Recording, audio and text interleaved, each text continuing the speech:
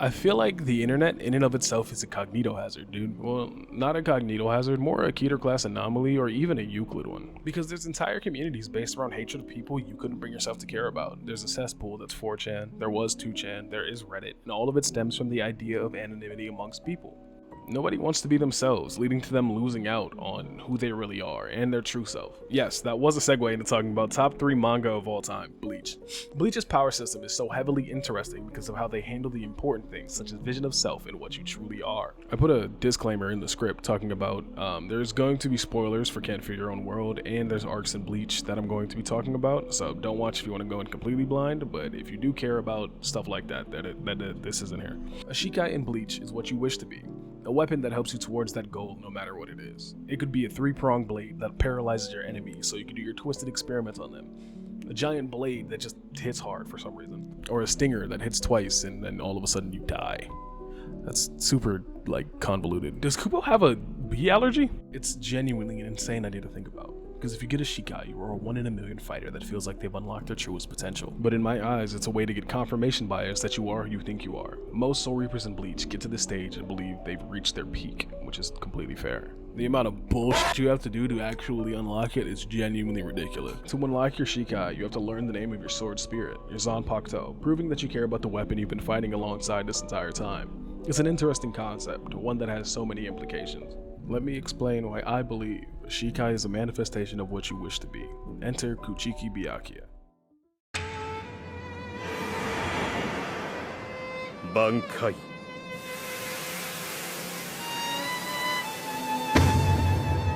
Senbon Zakura Kageyoshi.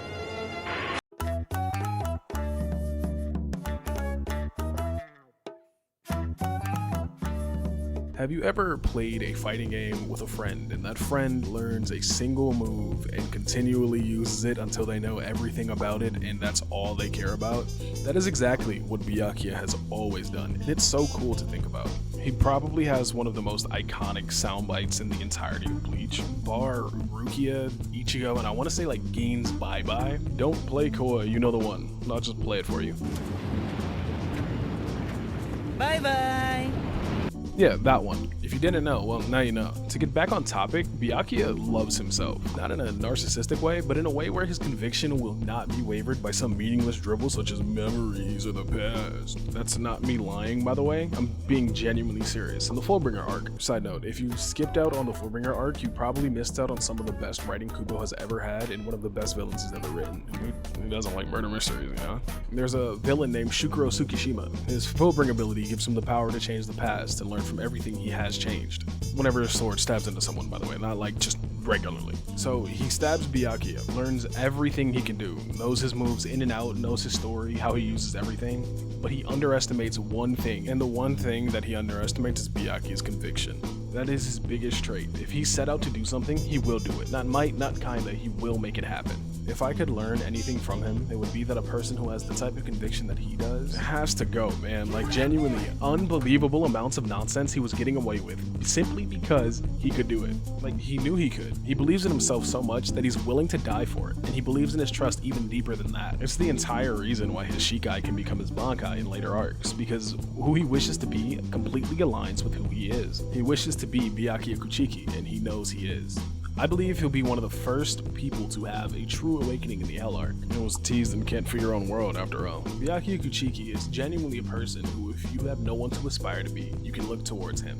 He refuses to give up on himself in any circumstances. The feeling of your Shikai being what you wish to be is accentuated with Byakuya, but it confuses me with the next person I wish to talk about, Shuhei Hisagi.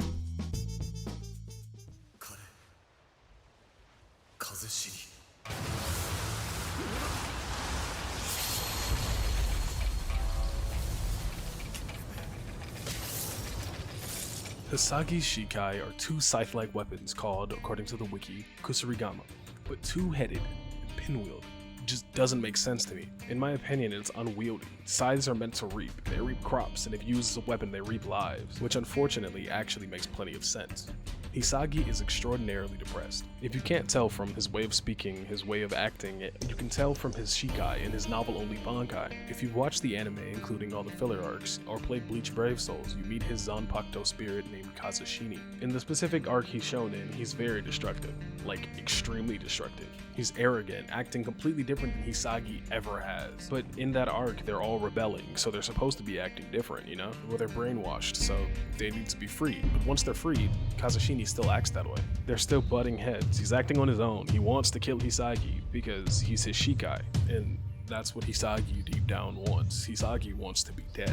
It's the reason why I believe Kazushini is so destructive, because Hisagi in his own mind is. It's also the reason I believe he hates to use a Shikai, because it confirms that he wants to die. There's also the fact that one of the moves that he has is just called Kubikabe, which is just neck hanging. His Shikai is destructive and angry and lashing out because it just wants to help him, and he doesn't understand that Shuhei is acting against his own will. He refuses to acknowledge the issues he has and the problem he faces, which is shown when he obviously doesn't want to use it, ever. He doesn't understand why Hisagi won't let him help what he wants, but Hisagi also has some of the most conviction I've seen. I have Hisagi's volume for Can For Your Own World, but I haven't brought myself to be able to read it. For some reason, whenever I read something, I have to binge it. So I think I'm due for a reread of Bleach so I can understand the characters deeper, and then I can delve into Can For Your Own World. Maybe I'm just assuming, but I believe, especially with the way Kubo writes stuff very heavy-handedly, that Hisagi is a very real representation of suicidal ideations. Even though he doesn't want to be alive, the job ain't finished, you know? And Can't Figure Your Own World, his bankai has actually been revealed, and it's a giant ball of chains that connects him to his opponent and removes everything but skill. From what I remember, if he's outskilled, he just dies. It's over. It's the end of his life. But that seems to be what he wants. He just wants to die. And he wants to die in a way that doesn't make him seem like he wasn't trying. But he's also terrified of battle and terrified of dying. It's something that shakes him to his core and an integral part of his character. I believe he holds himself responsible for all the people that have died under his watch and under his care, such as his classmates, which is why he's so unbearably terrified of battle. Because if he dies, who's going to remember the ones that only he knows? Whether he believes death is atonement or punishment for all the sins that he thinks he's done, he probably feels that someone weaker will have to take up his mantle and shoulder all of the burden that he has. And no matter how bad he wants punishment or atonement, he knows he must fight for the next day. His refusal to acknowledge what he wishes reminds me of the next character we're going to talk about, Soi Fon. バカめ、奴の不快な声で目が覚めぬわけがないだろう。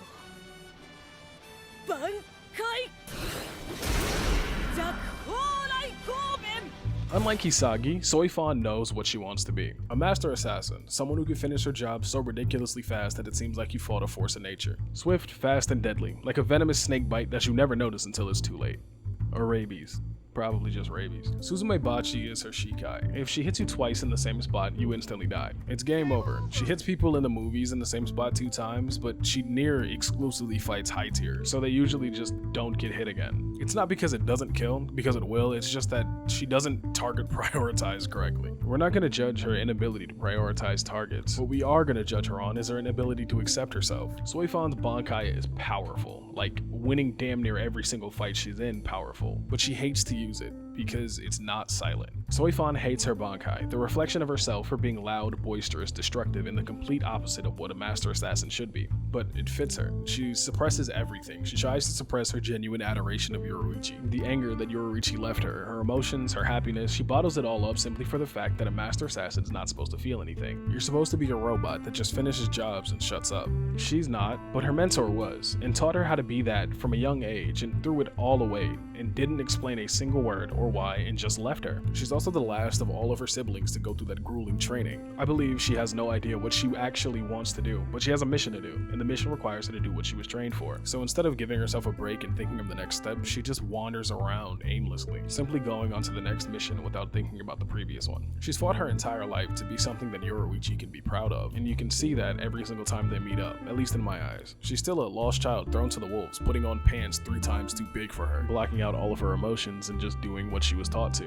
It seems to be working out for her. She's captain of the 2nd Division. It's obviously working in her professional life, but in her interpersonal relationships, they don't feel any connection to her. Unless you're Yoruichi or Omaida. She's obviously gotten really good at what she does. She's the fastest captain, but it feels like a kindergarten contest from the Soul Society itself. It's a very interesting concept how each one of these 3 characters I chose to talk about have a completely different understanding of what they wish to be and what they are. The hardships Byakuya had to understand throughout his entire life, the ideology that you have to just fulfill the mission that Hisagi has, or the complete issue to acknowledge yourself, the main issue that Soi Fon has. Regardless, Bleach is extraordinarily well written, a genuinely amazing read that I cannot wait to delve back into. If my ridiculous ramblings haven't made any sense, or if you feel I've mischaracterized any of the characters I've chosen to talk about, or just didn't do enough research on any of them, I implore you to have a genuine discussion in the comments. I would love to talk about every single one of these characters in more detail and more depth than I would in this video. Or if I've talked about a character that you like wrong, or haven't talked about a character that you wish to learn about, please ask me in the comments. I would love to explain why I think this way. There was no questions I asked myself when I was writing the script because it took me so long to write this. You know, there's a first time for anything.